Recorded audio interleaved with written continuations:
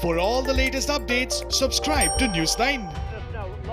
Trump's former national security advisor John Bolton has hit out at Trump yet again. He hit out at Trump saying he was trying to avoid responsibility. Bolton said that he had personally withered President Trump's anger at receiving intelligence briefings pertaining to Russia. I think I have enough scars from bringing up things about Russia that he probably didn't want to hear that I can say I agree with.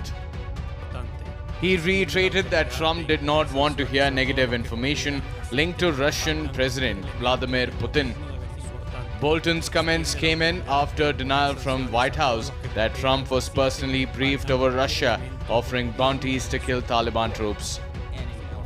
Former NSA slammed President Trump's style of negotiating with other world leaders as naive and foolish.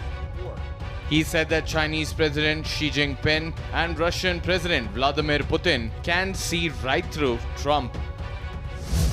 I think the president likes being a big guy, doing big guy things, and then he had to come down later to being merely a constitutional president of the most powerful country in the world. Bolton slammed Trump for believing that he could negotiate major issues with the world leaders in a day. He and Kim Jong-un could sit down on the North Korea program, and he and the Ayatollah Khamenei could sit down on Iran and could wrap it up in a day. The munchkins could work out the details. That's the way he does things. Big picture is that the big guy talking to the big guy. I think this is naive and foolish, frankly. Bolton also hit out at the way President's impeachment trial was conducted in the Senate. He said he offered to testify at the trial, but no witnesses called. Trump was acquitted on charges of abuse of power and obstruction of Congress. Only one Republican senator voted to convict Trump on one of the charges. I have regrets about the whole way the process turned out.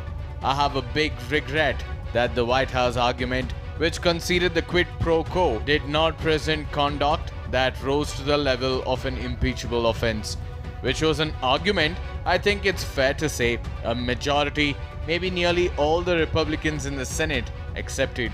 I've said if I were in the Senate, I think I probably would have voted in favor of impeachment on the article about Ukraine.